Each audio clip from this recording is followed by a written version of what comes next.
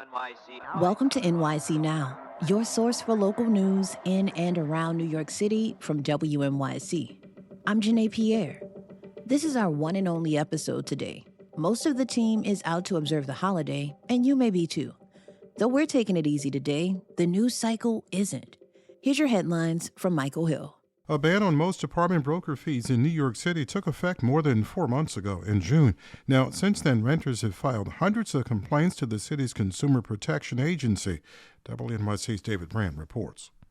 A spokesperson for the Department of Consumer and Worker Protection says the agency received over 1,100 complaints and questions related to the broker fee law since June. The new measure bans broker fees, unless the tenant explicitly hires a broker to help them with their apartment search. But not everyone is playing by the new rules. So far, the city has issued 25 summonses and settled 3 cases with landlords and brokers who violated the new measure. The law is meant to help renters avoid hefty upfront fees, but critics say landlords will raise rents to cover a cost that they may now have to pay.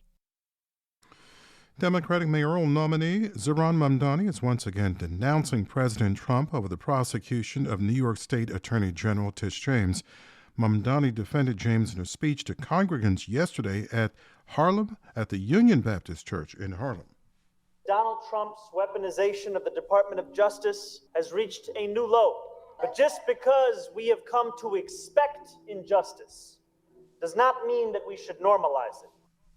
Mamdani argues the president is targeting James because 2 years ago she led a civil case against him for lying and defrauding lenders. Federal prosecutors are now charging James with fraud for allegedly misrepresenting on loan documents the use of a Virginia home she owns. James pleaded not guilty and calls the charges baseless. Mid-50s with showers and clouds, strong winds, a coastal flood warning till 6 o'clock. We have rain in the forecast for the city, a high near 60, breezy, strong winds. Let's be careful out there. Stick around. There's more after the break.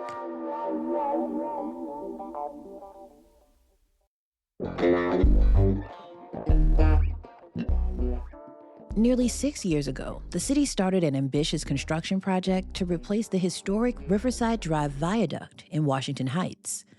The sprawling, century-old structure towers high above the West Side Highway. It was crumbling and in bad need of repairs. But last year, with a quarter of the project still incomplete, the contractor walked off the job. WNYC's Stephen Nesson reports on New Yorkers who are living in a public works purgatory uptown. In front of the River Arts Co-op on Riverside Drive West is one of the widest sidewalks you'll ever see in a New York neighborhood. It's freshly paved, just like the roadway in front of the building. But for years, it's been off limits to the building's residents. It's just closed. They have not reopened it. That's Jack Fogel. He's the manager of the co-op. He's trying to get to the front of the building, but it's surrounded by a large construction fence. This is a locked gate. You cannot get through here. The view is phenomenal, overlooking the Hudson River with the George Washington Bridge just north and the skyscrapers of Lower Manhattan to the south. But 70-year-old Fogel is fixated on a narrow, rickety wooden ramp coming from the front of the building. It ends at a concrete barrier. This is a ramp to nowhere. Somebody can come out of that, an ADA accessible ramp in a wheelchair, but where are they going to go? That is, there's nowhere for a taxi to stop or trucks to deliver packages.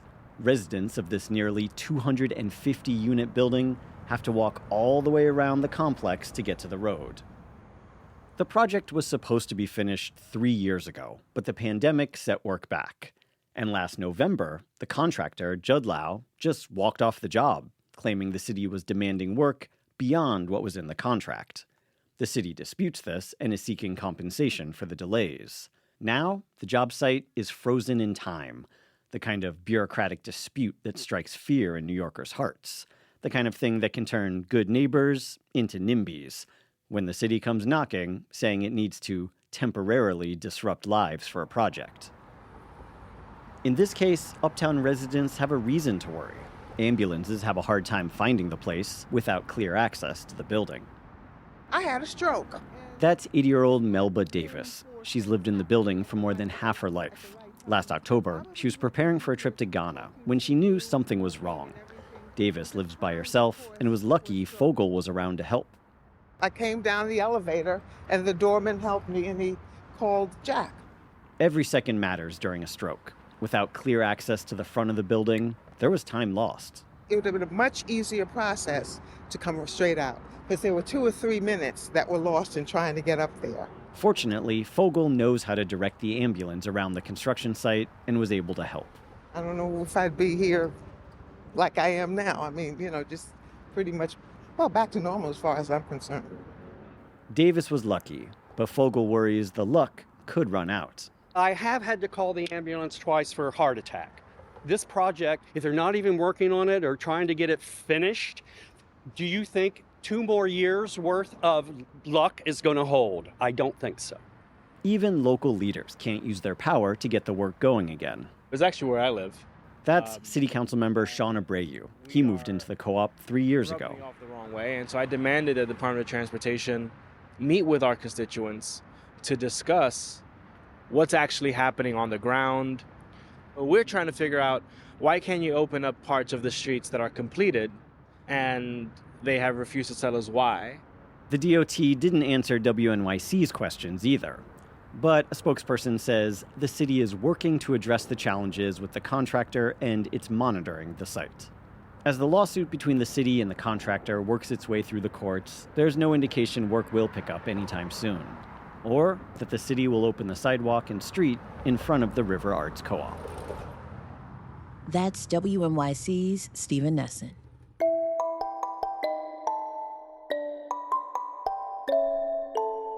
If you've been on the subway recently, you've likely passed big posters advertising something called Friend. It's a wearable AI device that's always on, always listening, and provoking a strong reaction from New Yorkers. WNYC's Ryan Kyloth went to see what subway riders think of their new friend. The long tunnel from the West 4th Turnstile down to the AC platform is covered with ads for the AI companion. Stark black text on a big white canvas. This one says friend, now. Someone who listens, responds, and supports you. I don't like it, obviously.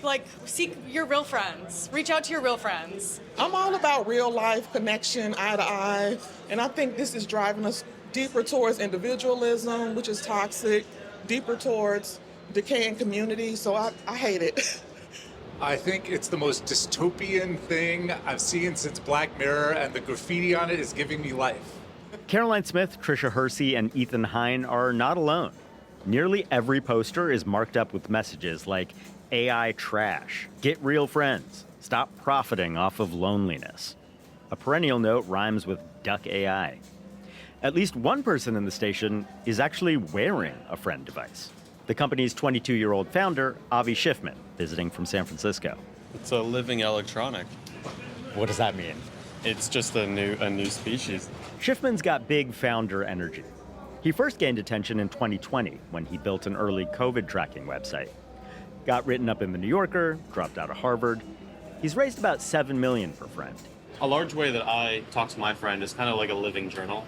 You know, it's like one thing to write, another thing to talk to someone and have them remember everything you say. And I find that to just be a lot easier. Schiffman calls Friend a platonic life companion. He says the biggest category of AI usage is people asking advice. And a device that's always listening has more context for that. He says this campaign cost about $1 million, and he chose New York because it's, quote, the capital of the world. I think if you're trying to build the strongest brand possible, I think you would start here and work your way down. Schiffman designed the ads himself, purposely leaving a ton of white space, inviting New Yorkers to comment.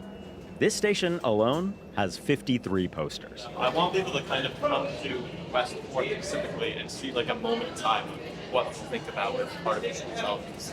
The MTA keeps replacing all the vandalized posters, which Schiffman didn't love at first. But he's accepted it as a way of refreshing the canvas. He says he's enjoying all the graffiti and the online discourse. The real billboard is the picture of the billboard these days, and the world is just kind of a stage for the digital world now, which is quite interesting. A few yards away, Finn Servino from College Point is doing exactly what Schiffman says he wants, scrawling on one of the posters with a marker. We're living in a world where You got friends that are computers. That's the dumbest thing I've ever heard. They're destroying the world for the dumbest invention I've ever seen in my life. Commuters kept stopping to take pictures, so I suggested we speak with some, given that Schiffman says he blanketed the city with ads in order to provoke conversation. You guys can just go do that after. Yeah, but then we can't get your comment on it. But he refused. You could just stand right here. Yeah. I'm not going to do it. Repeatedly. No, it's not going to happen. You're making that very clear. Yeah. All right. So I talked to people myself. Caroline Smith had a pretty clear theory why Schiffman wouldn't engage. He said, absolutely not. I'm sure. People will probably yell at him. You think he just didn't want to get yelled at? Yeah. What would you say to him? You're clearly brilliant to be able to come up with something like this. Maybe we can put AI to a better use. For his part, Schiffman said he wasn't afraid of the vitriol. He just talked to a lot of New Yorkers already, before we met, and he was tired of it. Of all the criticisms of his product, I asked which one felt the most fair. And he said none of them. He says if hundreds of millions of people all have an AI companion as their coach and therapist and sounding board, I think that will raise the emotional intelligence of most people and really kind of smooth out the variance in people. And I think there'll be a lot less weird, chaotic things and everything like that. Plus, he says, in the smoothed-out, low-variance AI future, being weird will be a great opportunity to stand out. He says that's what he was going for with his subway ads, a gimmick that non-human artificial intelligence may not have thought of. That's WNYC's Ryan Kailath. Thanks for listening to NYC Now from WNYC. I'm Janae Pierre. We'll be back on our regular schedule tomorrow.